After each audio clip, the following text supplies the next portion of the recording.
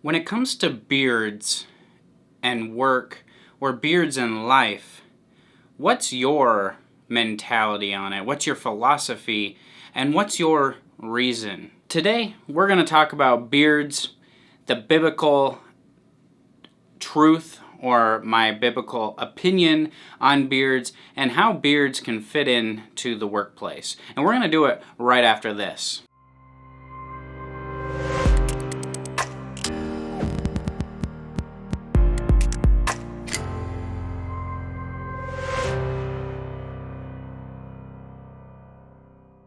Alright, so through time, I think beards have got a bad rap. Maybe people didn't care for them necessarily. Maybe the society just shaved them off and decided beards weren't cool anymore. Or maybe we lost Christ a little bit. I don't really know. But a lot of employers don't necessarily appreciate beards, or they want a clean shaven look, because the longer beard, the one that maybe isn't shaped up by a barber or by yourself very often, kind of gets look frowned upon, maybe scraggly or something like that. When you think about it in different terms, why do men have beards? Why does our face sprout beards?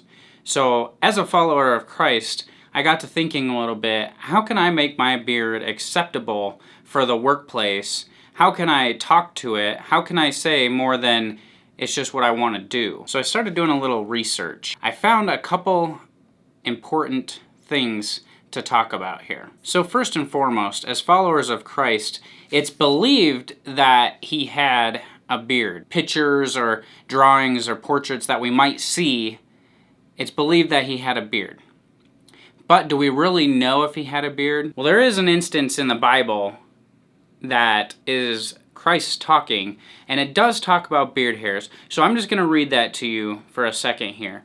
And so I'm going to pull out my Bible, and we're in Isaiah 50, verse 6. And it says, this is Jesus talking, and it says, "I offered my back to those who beat me, my cheeks to those who pulled my beard." So this was Christ talking about the punishment and torture being on the cross. It's also said that maybe he wore a tunic or sandals. So if we were to say that Christ was the perfect example of masculinity and we were growing a beard to be like Christ, then why wouldn't we wear a tunic? Why wouldn't we wear sandals, as it said that he might have as well? And in my mind, in my opinion, we don't actually choose to wear a beard.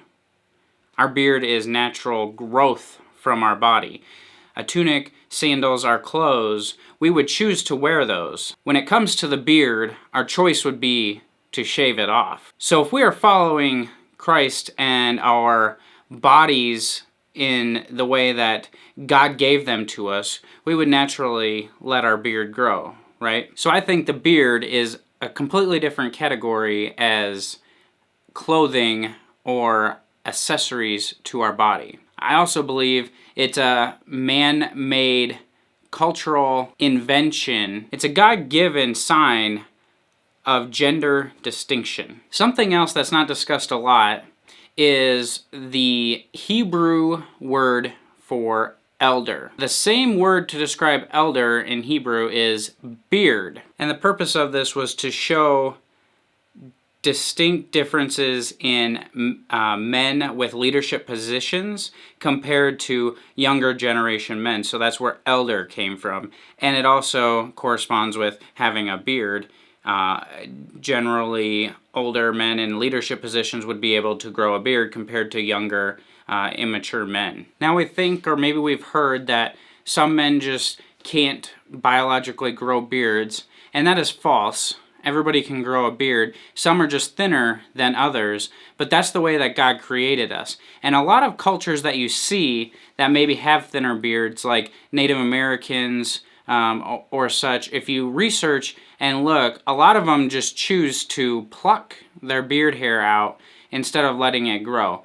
Now that could be just for look-wise because it is thinner and because what they choose to do, but the history on it is people can grow beards, they just choose to pluck them or shave them if they're thinner. And when you think about that in today's world, usually men who can grow nice, luscious, thick beards let them grow, groom them, and people with patchy or thin beards are afraid to let them grow because they might look off or silly, or we're envious of somebody else with a bigger, thicker, better beard. But this is the way that God created us and the beard that we were given, and we just need to accept that and own that situation that God created us.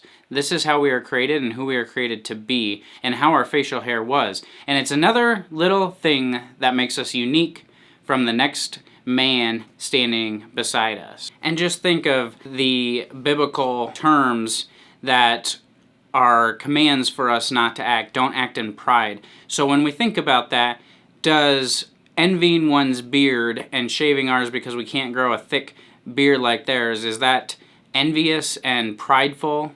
I think it is. So I think we should just embrace ourselves the way we are and the way God created us, embrace it all, and thank the one above for who we are, and not be envious of our brother standing right next to us. So then it comes to employment and employers, and they want their employees to look professional.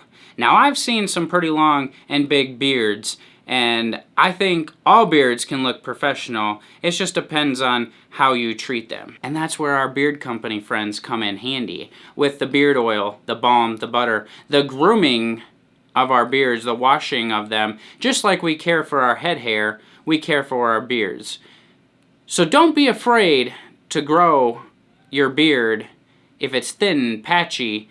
Have pride in what you have and your God-given DNA and who you are as a person. And if your employer says anything about your beard, if it was me, my opinion, let it grow and just take care of it and get it professional looking. As professional as your employer would like, but still be able to grow your God-given facial hair. So that's about what I have for you guys today. I just wanted to chime in on beards and biblical concepts of beards and the idea that Jesus had a beard, and I think we can confirm that with a passage from Isaiah, from Christ talking himself. When he was on the cross, he gave his cheek for them to pluck out his beard hair. What more proof do we need than that? I don't know. So I hope you guys have a great rest of your week. I hope this can inspire somebody to let their beard grow out, to embrace what is on their face, because it's given to you from God, and for you to grow, distinguish you as an elder. Until I talk to you guys again soon, God bless you all.